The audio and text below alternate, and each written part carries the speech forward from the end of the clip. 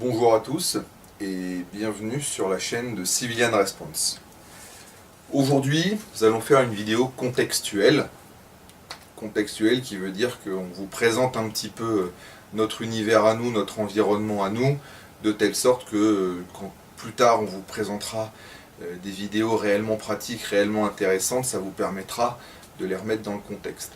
Aujourd'hui, on va parler de nos 3 niveaux d'urgence. Donc, quand plus tard on vous parlera d'un système ou d'un matériel et qu'on vous dira que ça a plus velléité à être utilisé dans un niveau 0, un niveau 1 ou un niveau 2 d'urgence, si vous avez vu cette vidéo-ci, ça vous permettra de faire tout de suite le lien avec ce dont on parle.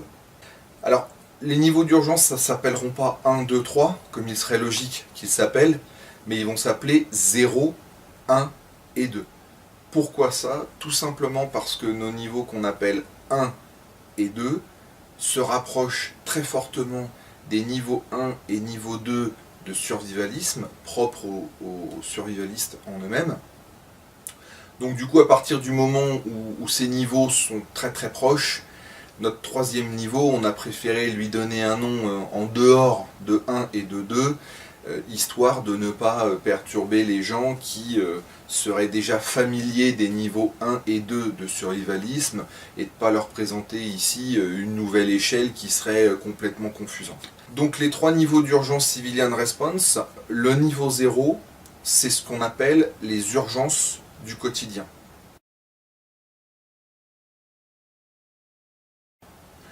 On va pas vous dire que la vie de tous les jours c'est la survie et c'est un combat. Mais tout simplement, on part du principe que avant de se préparer à une attaque nucléaire, avant de se préparer à un soulèvement de population, avant de se préparer à un effondrement économique, nous on part du principe qu'il y a déjà des choses à probabilité beaucoup plus forte, même si potentiellement moins graves, dans la vie de tous les jours. Aujourd'hui, prenez la vie de tous les jours. Rien que votre domicile. Votre domicile, aujourd'hui, quels sont les risques à votre domicile? Il y a le risque d'accident domestique. Il y a le risque d'incendie. Il y a le risque de cambriolage. Il y a le risque de homejacking. Rien que ça, ce sont les risques du quotidien dans votre domicile. Et attention, on parle là de choses à très forte probabilité. Je ne vais pas vous donner le nombre de cambriolages au quotidien, je ne le connais pas, mais on sait très bien qu'aujourd'hui en France, c'est en moyenne plusieurs cambriolages par jour qui ont lieu. Les accidents domestiques, c'est quand même une des premières causes de mortalité infantile, donc c'est que ça existe. Les incendies au domicile, j'en parle pas, je ne connais pas les statistiques. Allez voir la caserne de pompiers la plus proche. À mon avis, vous donneront un chiffre assez précis, puis vous comprendrez à quel point on est plus proche de la catastrophe au travers d'un incendie du domicile qu'au travers d'un effondrement de population.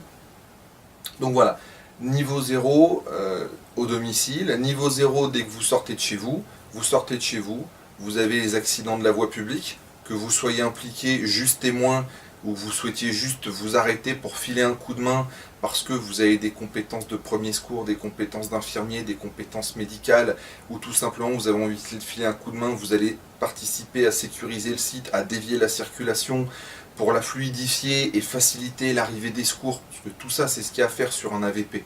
Même quand on est simple secouriste, on peut faire beaucoup de choses pour aider les pros à bien faire leur boulot. Toujours en dehors de chez vous, dans le niveau 0, vous sortez de chez vous, vous êtes susceptible d'être victime d'une agression, d'un carjacking, enfin voilà, c'est tout ça pour dire qu'aujourd'hui, dans le niveau 0, il peut se passer dans la vie de tous les jours, il peut se passer beaucoup de choses, beaucoup de situations auxquelles il convient de se préparer, qu'il convient d'anticiper, aussi bien que d'anticiper, je vous dis, des scénarios qui sont un petit peu à la mode, surtout compte tenu des événements actuels. Déjà, dans votre quotidien, faites le tour de votre quotidien. Est-ce que vous avez des extincteurs chez vous? Est-ce que vous avez l'habitude de protéger ce qui pourrait être dangereux chez vous, au niveau électrique, au niveau cuisson, etc., pour éviter les accidents domestiques? Est-ce que vous avez réfléchi à votre PDD, votre plan de défense du domicile, en cas de tentative d'intrusion chez vous, de jour comme de nuit, etc., etc. Il y a déjà beaucoup de choses à faire dans ce niveau 0. Niveau 1, c'est là qu'on commence à se rapprocher un peu des survivalistes. On va mettre dans le niveau 1 tout type d'événement qui vous oblige à vous enfermer chez vous ou à l'inverse à évacuer votre domicile, mais sur une durée déterminée.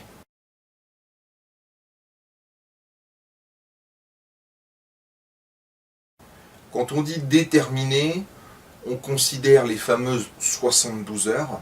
Ça peut être une semaine, ça peut être un jour, mais on va mettre là-dedans tout type d'événement vous obligeant à vivre en vase clos chez vous, à vous enfermer, ou au contraire à partir.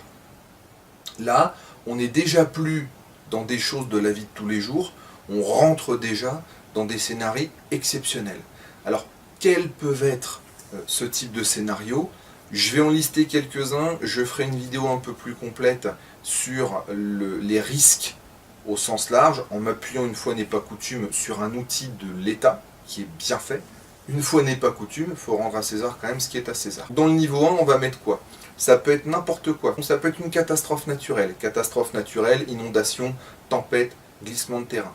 Ça peut être une catastrophe technologique, notamment par exemple un AZF à Toulouse, c'est-à-dire l'explosion d'une usine ou alors des fuites dans une usine à proximité de chez vous qui traite du chimique ou du biologique ou des choses comme ça.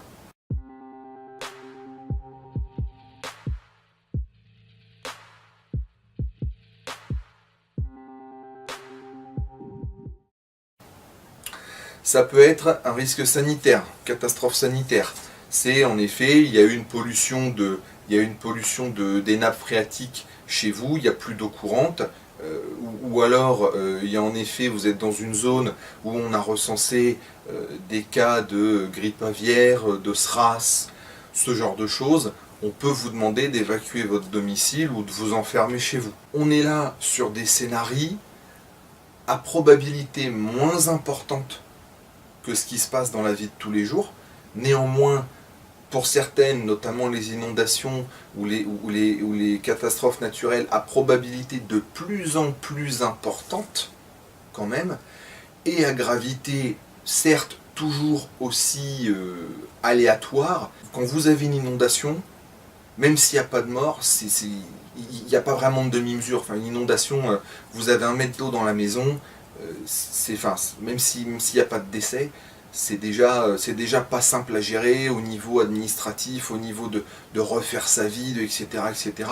Ce sont des choses qui sont déjà compliquées. Donc voilà, ça c'était le niveau 1 d'urgence, c'est-à-dire tout scénario qui vous oblige à vous enfermer chez vous ou à évacuer votre domicile, mais sur une durée déterminée. On arrive maintenant au niveau 2 d'urgence, qui est le 3e en termes d'échelle de gravité. Dans ces urgences de niveau 2, on va mettre tous les événements qui vous obligeraient à vous enfermer chez vous ou à évacuer votre domicile, mais là pour une durée indéterminée.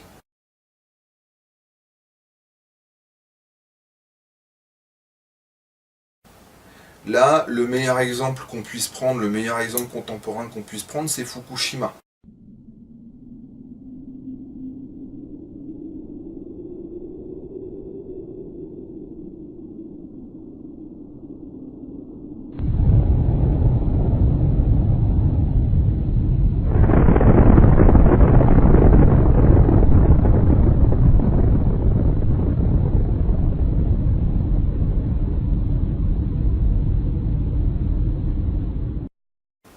Explosion d'une centrale nucléaire à 100 km de chez vous ou 50 km de chez vous, là on vous dit, vous quittez votre domicile, et là vous ne savez pas du tout quand est-ce que vous y remettrez les pieds.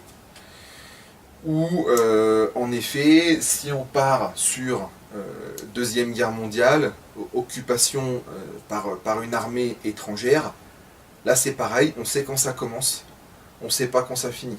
Ça peut durer une semaine, 1 mois, 1 an, 5 ans, on ne sait pas. En fait, c'est le principe de la durée indéterminée, c'est-à-dire le principe de l'inconnu, l'événement sur lequel on n'a pas d'expérience. ou alors on a une expérience qui nous dit que ça peut être sacrément compliqué, comme Fukushima, comme d'autres choses. Donc là, en effet, on est sur des niveaux d'urgence qui sont beaucoup plus difficiles à appréhender, dont la probabilité est quand même la plus faible. Aujourd'hui, dans un scénario, dans un niveau 2 d'urgence, on va mettre par exemple un débarquement extraterrestre, sans rentrer du tout dans le fantasmagorique. Aujourd'hui, il est scientifiquement reconnu que rien qu'en termes de probabilité, on ne peut pas être la seule espèce vivante dans l'ensemble de l'univers. Je ne suis pas en train de vous faire de l'Independence Day ou du fantasme, je reste purement pragmatique, mais aujourd'hui, rien qu'en termes de probabilité, on sait qu'il existe d'autres espèces, on n'est pas à l'abri qui viennent nous voir. Probabilité 0,00000000001%. Si ça arrive, gravité, point d'interrogation. Ce que je veux dire par là, c'est que aujourd'hui, on a créé cette échelle principalement à partir d'une matrice qu'on appelle donc un axe vertical, un axe horizontal, la probabilité des scénarios, leur gravité. Tout ce qui nous passait par la tête, on l'a positionné sur cette matrice probabilité, gravité. Tout, de l'attaque extraterrestre, à l'épidémie de rage humaine, à l'inondation, au tremblement de terre, à accident de voiture. On a pris tous les trucs à emmerde, possibles et imaginables, et à chaque fois, on a défini un niveau de probabilité et, on va dire, une échelle de gravité. Parce que la probabilité, on peut s'arrêter à quelque chose d'assez précis. La gravité, comme je vous le disais tout à l'heure, un accident de la voie publique peut être quelque chose sans gravité, juste de la paperasse avec l'assurance et de la tôle froissée, comme ça peut être quelque chose d'extrêmement grave, avec 2 ou 3 personnes décédées, ou ne serait-ce qu'une seule personne décédée, c'est déjà extrêmement grave. Donc voilà, tous ces événements, il faut les positionner sur cette matrice probabilité-gravité, et à partir de là, vous avez 4 secteurs, d'accord ? Vous avez ce qui va être très probable, pas très grave, très probable, très grave, peu probable, pas grave, peu probable, très grave.